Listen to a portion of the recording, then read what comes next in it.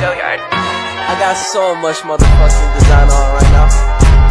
Break it down, bring it back, make it clap. I got 3 old thoughts, new block, where that thing. Bitches on my line, and you know. Di sini saya akan jelaskan secara menarik model memori jangka panjang, yaitu jaringan semantik, frames, dan script, masing-masing dengan contoh. Secara sederhana, memori adalah kemampuan untuk menyimpan informasi sehingga dapat digunakan lagi di masa yang akan datang. Singkatnya, memori dapat diartikan sebagai suatu sistem pengolahan informasi. Model memori jangka panjang adalah cara kita menyimpan dan mengorganisir pengetahuan dalam pikiran kita. Ada beberapa model yang digunakan untuk mewakili pengetahuan jangka panjang, yaitu jaringan semantik, frames, dan script. Yang pertama, jaringan semantik. Jaringan semantik adalah model yang menggambarkan hubungan antara konsep-konsep dalam bentuk simpul dan hubungan antara simpul-simpul tersebut dalam bentuk garis. Misalnya, jika kita memiliki simpul anjing dan simpul hewan, kita dapat menghubungkannya dengan garis yang menunjukkan bahwa anjing adalah sejenis hewan. Begitu juga dengan konsep lainnya. Model jaringan semantik. 1. Turunan. Simpul akan membawa sifat induknya. 2. Ada hubungan yang jelas antar bit informasi. 3. Membuat kesimpulan berdasarkan sifat turunan. 4.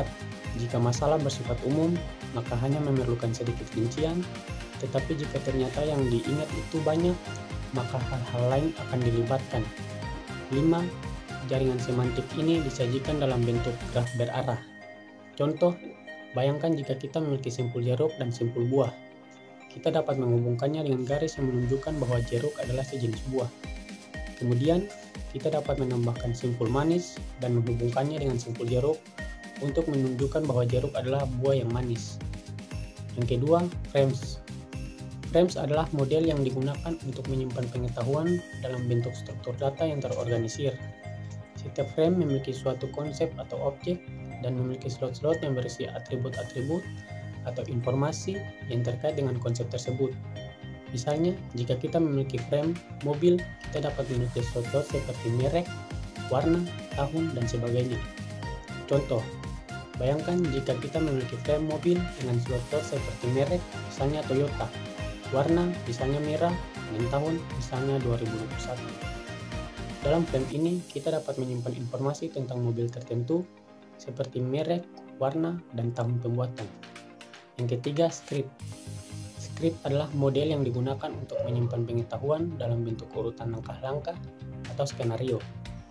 Ini adalah cara kita mengorganisir pengetahuan tentang bagaimana suatu kejadian atau situasi berkembang dari awal hingga akhir. Misalnya, jika kita memiliki skrip untuk makan malam di restoran, kita dapat memiliki langkah-langkah seperti mengatur reservasi, memilih menu, mengobrol dengan teman, dan sebagainya. Elemen-elemen dari skrip adalah 1. Input condition atau kondisi input. Kondisi yang harus dipenuhi sebelum terjadi atau berlaku sesuatu peristiwa dalam skrip.